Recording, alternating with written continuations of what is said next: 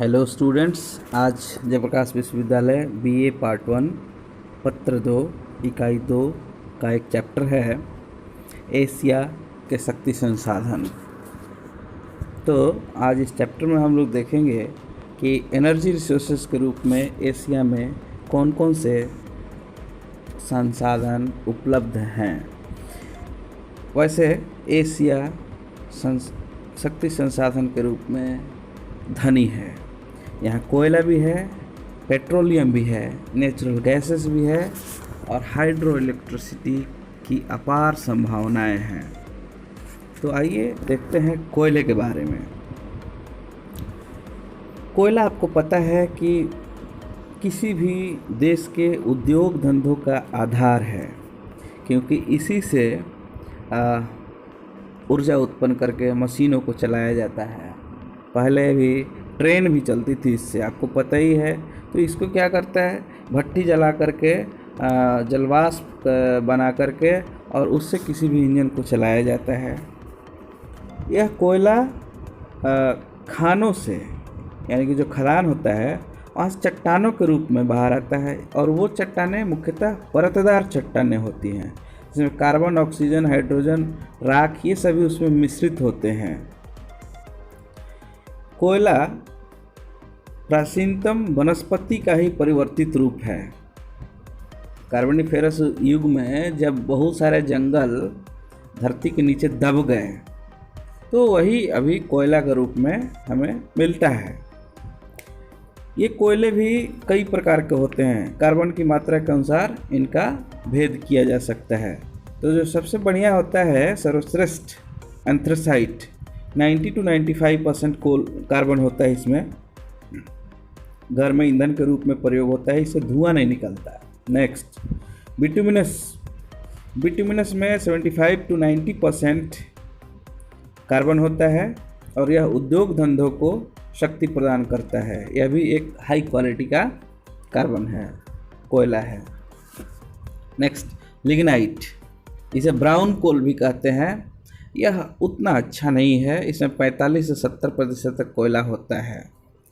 कृत्रिम पेट्रोलियम और मोम बनाने के लिए इसका उपयोग होता है। नेक्स्ट, पीट क्या है, कच्चा कोयला है, यानी कि जब कोयला बनना शुरू होता है वनस्पतियों से तो पीट बनता है। ये 40% इसमें कार्बन की मात्रा होती है, कोल तार बनाने के काम आता है। नेक्स्ट, कैनल क्या है कि यह गैस कोल है, इसमें 40% से भी कम कार्बन होता है, अशुद्ध और घटिया। इसका प्रयोग गैस बनाने में होता है। अब हम देखेंगे एशिया में कोयला कहाँ कहाँ उपलब्ध है। तो एशिया पूरे विश्व का 30% से अधिक कोयले का उत्पादन करता है। प्रमुख देश हैं चीन, भारत, जापान, एशियाई रूस, दक्षिण और उत्तर Korea, Turkey, Taiwan, Indonesia, Kazakhstan. अब हम एक एक करके देख लेते हैं। चीन कोयले का सबसे बड़ा उत्पादक है पूरे वर्ल्ड का, एशिया का ही नहीं, वर्ल्ड का। यह संसार का 47% कोयला उत्पन्न करता है और इसके पास बहुत बड़ा भंडार भी है, जो पूरे विश्व में तीसरा सबसे बड़ा भंडार है। यहाँ की जो प्रमुख खाने हैं, कोयला खान के क्षेत्र जो हैं, शांसी सेंसी रीजन में हैं। तो आप लोग जो स्क्रीन पे टेबल है उसमें आप लोग देख सकते हैं कि किस देश में कितना उत्पादन है और कितना भंडार है। ये स्क्रीन पर जो दिखेगा डाटा वही यूज करिए आप लोग, और हो सके तो लेटेस्ट भी आप डाटा यूज कर सकते हैं। आपको जहाँ से भी मिलता है 2019-20 का, उसको यूज कर सकते हैं। तो शांसी सेंसी में और इनर मंगोलिया में कोयला प्रमुख रूप से निकाला जाता है खानों से। अब बात करते हैं इंडिया की। तो भारत एशिया का दूसरा सबसे बड़ा कोयला उत्पादक देश है। यहाँ जो स्टेट्स हैं जहाँ से कोयला निकलता है वो है झारखंड, छत्तीसगढ़, उड़ीसा, वेस्ट बंगाल और मध्य और साउथ में देखा जाए तो आंध्र प्रदेश, मध्य प्रदेश और महाराष्ट्र। ये बिगेस्ट हैं, मतलब बड़े कोयला उत्पादक हैं। बाकी अन्य जगहों से थोड़ा बहुत और घटिया किस्म का कोयला मिलता है। थर्ड नंबर पर आता है इंडोनेशिया। इंडोनेशिया का कोयला प्रोडक्शन बहुत अधिक हो रहा है आजकल। यहाँ का जो प्रमुख क्षेत्र है वो है पूर्वी कलिमंटन आइलैंड के पास है। यहाँ पूरे इंडोनेशिया का 2/3 कोयला यहाँ से निकाला जाता है। इसके अलावा सुमात्रा और साउथ कलिमंटन से भी इंडोनेशिया में कोयला निकाला जाता है। नेक्स्ट है रसिया। तो रूस के बारे में आपको पता होगा, इसका कुछ भाग एशियाई रूस में होता है, कुछ यूरोपियन रूस में होता है। तो ज़्यादा रिसोर्सेस जो है आपको पता होना चाहिए एशियन रूस में ही है, एशियाई रूस में ही है। यह वर्ल्ड का दूसरा सबसे बड़ा भंडार रखता है कोयले का। यहाँ के जो प्रमुख क्षेत्र हैं कोयले के, कुजबास रीजन है, ईस्टर्न साइबेरिया, कांस्क, एचिंस्क और फार ईस्ट सुदूर पूर्व का क्षेत्र है।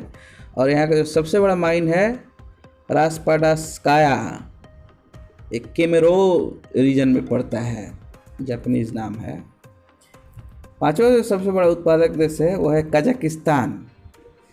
कजाकिस्तान में जो प्रमुख क्षेत्र हैं वो है मध्य भाग में कारागांडा, उत्तर भाग में पावलोडर, कोस्टाना, और यहाँ का जो सबसे बड़ा कोयला क्षेत्र है कारागांडा और एकीबासचुज में है। अब हम देख लेते हैं जापान के बारे में। तो जापान में भी क्यूशु द्वीप में कोयला निकलता है, जो पूरे जापान का आधा से अधिक कोयला होता है। कोरिया की बात करें तो उत्तर कोरिया का एलोंग खाड़ी के तट का क्षेत्र, दक्षिण कोरिया में दक्षिण पूर्वी क्षेत्र में भी कोयला का उत्पादन होता है। उत्तर कोरिया में दक्षिण कोरिया की अपेक्षा अधिक कोयला मिलता है।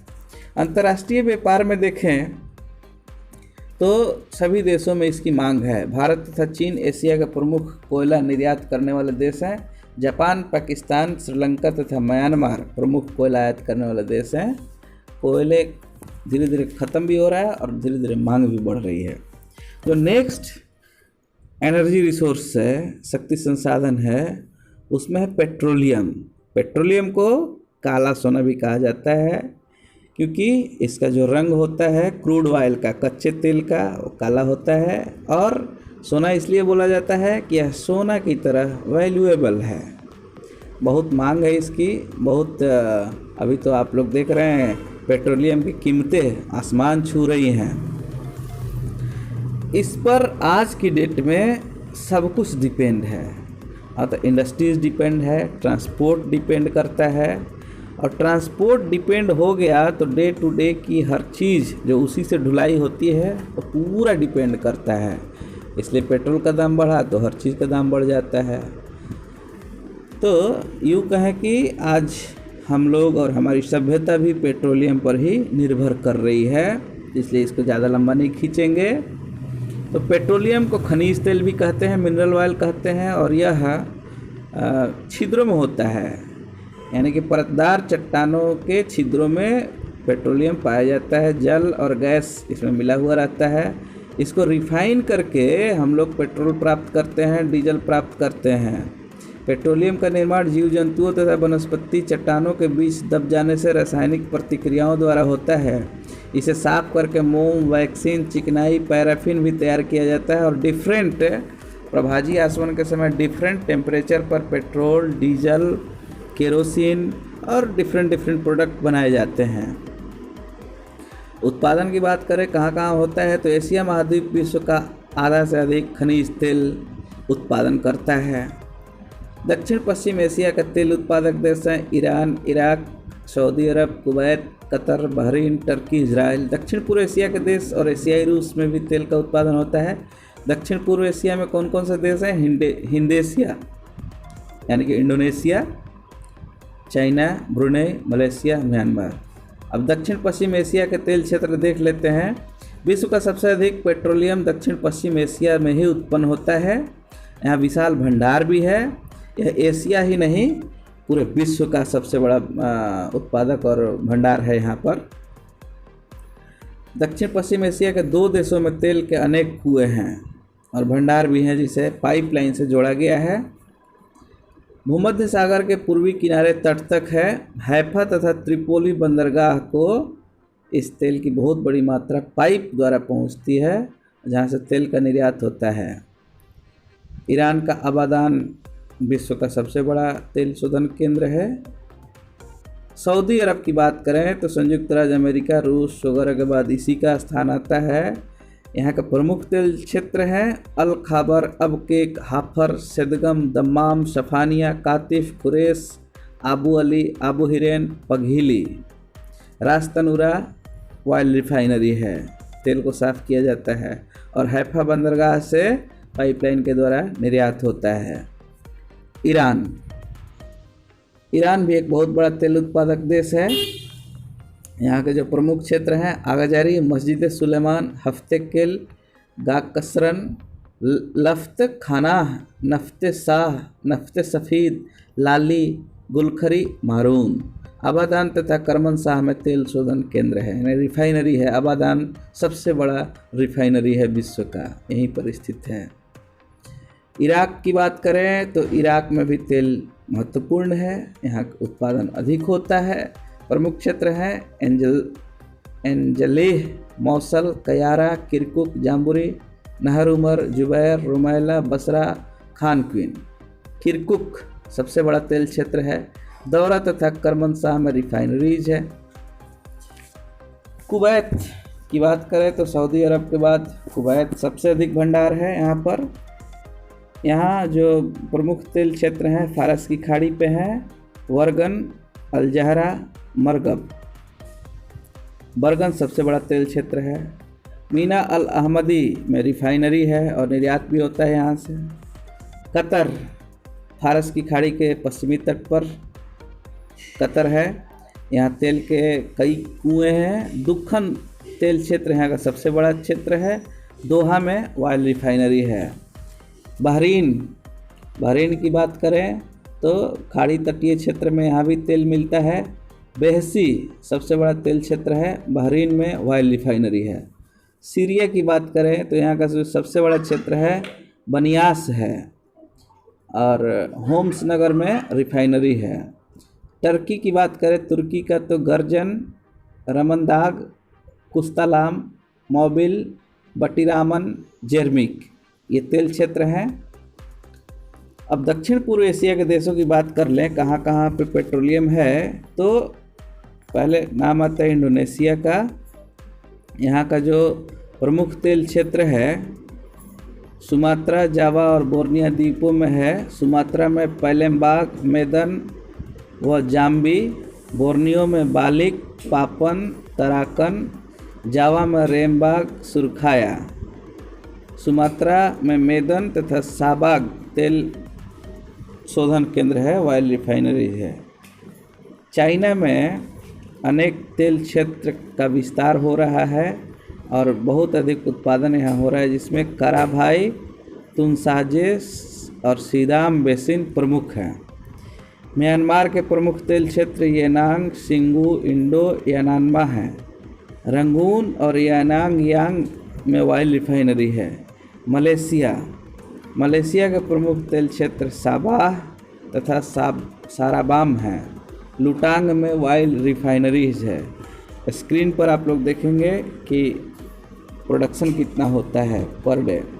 अंतर्राष्ट्रीय व्यापार की बात करें तो दक्षिण पश्चिम एशिया का देश ईरान, इराक, सऊदी अरब, कतर, कुवैत प्रमुख निर्यातक देश हैं। प्रमुख आयात करने वाले जो देश हैं जो तेल अपने यहाँ मंगाते हैं, भारत, पाकिस्तान तथा जापान। अब हम बात करेंगे नेक्स्ट जो पावर रिसोर्स है नेचुरल गैस, प्राकृतिक गैस के बारे में। प्राकृतिक गैस का भी बहुत महत्व है। जहाँ खनिज तेल पाया जाता है उन्हीं क्षेत्रों में प्राकृतिक गैस भी पाई जाती है। गैस का महत्व भी हमारे दैनिक जीवन में बढ़ता ही जा रहा है। गैस से गैसोलीन भी बनती है। अब प्रोडक्शन एरिया की बात करें तो एशिया में अभी तक गैस का उतना अधिक उत्पादन पर ध्यान नहीं दिया गया है जितना देना चाहिए था, क्योंकि एशिया में प्राकृतिक गैस का पर्याप्त भंडार है।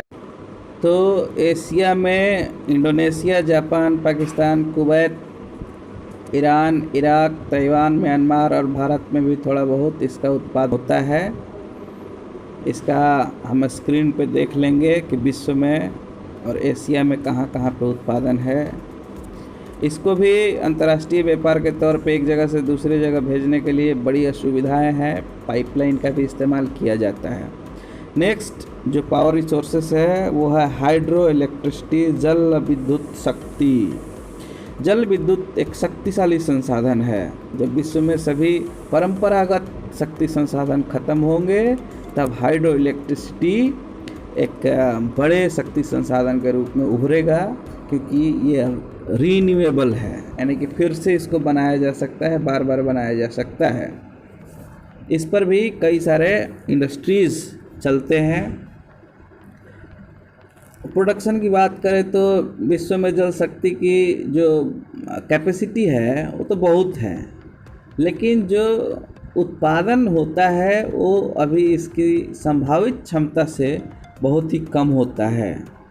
एशिया महादेश में सबसे अधिक जल विद्युत का विकास जापान में हुआ है, और जापान के अलावे चीन, भारत, पाकिस्तान, श्रीलंका, इंडोनेशिया, सिंगापुर और साइबेरिया में बहुत अधिक कोशिश किया जा रहा है।